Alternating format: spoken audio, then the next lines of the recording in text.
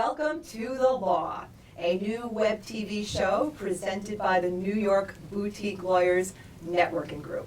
And with me today, I have my co-host, Bradley Siegel, and our very special guest who will be helping us discuss these topics of malpractice, litigation, and whatnot, Jim Sawyer. Jim, welcome to the show. Thank you. Bradley, Welcome, Jim. Good to see you here. First thing, Brad, I think you wanted to, you've known Jim for how long now?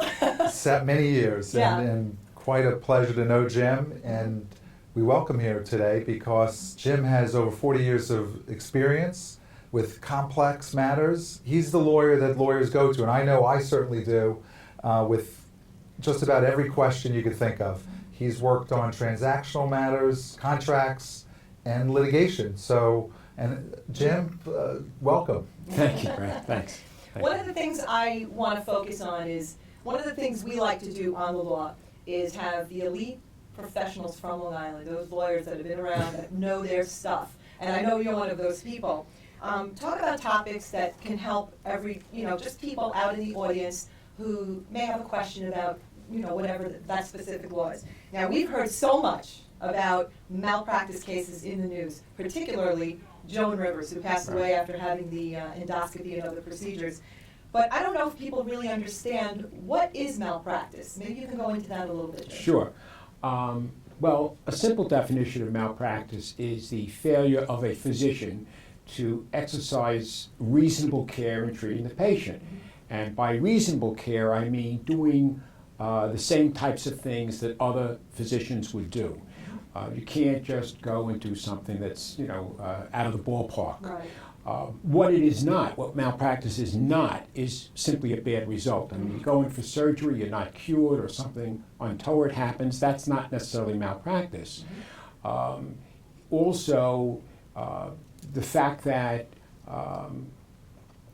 your result in your surgery or your result in your treatment doesn't, not only not cure you, but that causes you further problems, that doesn't necessarily mean there was malpractice. And I think that's something that is a common misconception. Absolutely. As long as the doctor acts the same way any reasonable doctor would under the same circumstances, that's not malpractice. There has to be a deviation from the accepted standard of care. Now, that holds true for professional malpractice as well. Right. Whether it's legal malpractice, dental, accounting, appraisal, engineering, all types of professional malpractice. The standard is, or the test is, was there a deviation from the standard of care of the average professional in that particular field? Now, I know you've handled many, many, many cases like that, haven't you? In all areas of malpractice, dental, legal, medical, of course, accounting, yes. Can you share with us, without, of course, giving names because that is privileged information, Right. just a little bit of a background of a case that really stands out, something that maybe had some little esoteric issues or something that might exemplify the perfect example of malpractice? Well, let me give one example of a case against a hospital in Long Island where a young girl went into the hospital and she seemed to have no big complaint. She had a bruise or a red spot on her arm near her elbow. It said she had banged her elbow the evening before.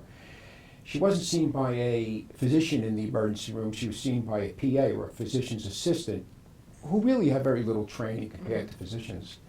And she had slightly elevated temperature and respiratory rate and blood pressure. When I first looked at this case, I thought there was nothing. I couldn't understand why my partner at the time said to me, we should investigate this case, but we took it to an expert physician. He looked at it and he said, it's an open and shut case. It turned out that all of those slightly elevated signs on the vital signs, coupled with the redness on her elbow, were signs of developing cellulitis. And she ended up with a very badly disformed arm. Went to trial and there was a substantial verdict in her favor. Right. So with a case like that, who would have thought, right? Yeah, A little spot. And Right. is this, Jim, is this something where the doctors or the hospital is making a decision that's not in the best interests of the patient? They're cutting corners? In that particular case, no. But what happened was we found out that the PA had seen the patient only a few minutes before the change of shifts. And we had the feeling that the patient was being rushed out of the hospital. It didn't seem like there was a big deal problem. She just wrapped her arm up and said, go see your doctor in 3 or 4 days. By the time they unwrapped the arm, there was cellulitis all over it. So in that case, no, not that, but it was just economics. Get the PA out, get the new shift on. And cellulitis could be a very serious It was in condition. this case. A terrible case. It ended up, the young lady ended up having lymphedema, has to wear a compression stocking on her arm for the rest of her life. Very painful to put it on and take it off, which she did in front of the jury. The jury really understood what was involved when that happened. And it was a very significant case. So Jim, for the average person who's watching, or even for attorneys who don't really understand the intricacies of malpractice, Right. how do they identify a case, a case that's really malpractice? Right. What you have to do, and this is actually required by law in New York, you have to have a physician who has an expertise in the particular field of medicine involved, review the records, the appropriate medical records. And if that physician does not certify to you that there was a meritorious case to bring, then there is no case to bring and you cannot file. It's not like an automobile accident case where you can go into a lawyer's office and the next day they can file a lawsuit if they want. In medical malpractice, dental malpractice, and podiatric malpractice, those 3 areas, the physician's review or the podiatrist review or dentist review are mandatory, and the attorney actually signs a certification that he's had the review done. So that's how you know, but you have to first get the records and go through the whole process. I'm glad you mentioned that because I think there's a lot of people out there that, and I've heard this as an attorney, you know, those lawyers, they'll file a case for any reason. Well, we are doing the filing, but it's the physician Yes. who actually is certifying the case and saying that there was a deviation. Also, without it, the lawyer is asking himself or herself to spend an enormous amount of time on a medical malpractice case and an enormous expenditure of money to prosecute the case, which will turn out to be a total waste and bust if there is no case. So you want to know right up front whether there is a valid case, and you want your client to know. You have an obligation not to have a client get involved in a case that's not a case. Exactly. All right. Definitely. Well, what would you give our audience as far as advice if they think that some type of malpractice might have been committed? What would you tell them to do? I would, first of all, if their primary care physician is not involved, I would tell them to ask their primary care physician about the situation, to assure that physician that he's not going to get dragged into the case, that you're only asking his opinion so you know whether you should perhaps contact a lawyer or maybe file a complaint with the Department of Health or the Office of Professional Medical Conduct, which you can do. And then I would contact an attorney who is familiar with medical malpractice issues and discuss it. And I would get more than one opinion. I would speak to 2 lawyers. Right. Yeah, go ahead. I was going to ask, do you have any tips for the viewing audience on how to perhaps find the best doctor or hospital and avoid a potential malpractice? Anything that you've learned over the years?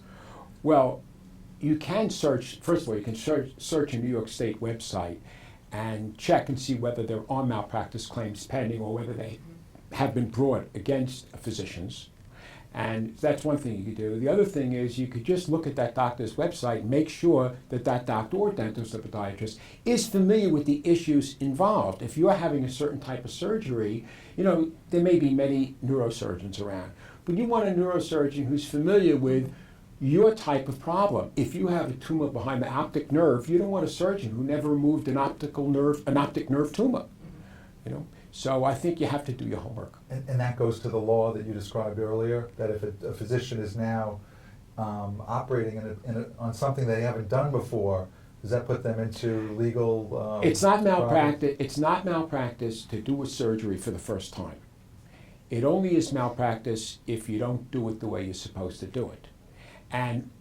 But the fact is that we have had many cases where the malpractice arises out of a surgical procedure where the surgeon never did the surgery before because they have no senior physician in the room helping them or acting as their second in the surgery. And that actually reminds me of the requirement of lawyers, right? If you're practicing in an area that you haven't practiced before, you need a similar type of seniority, correct? Well, you can, as a lawyer, you can do anything that any lawyer can do.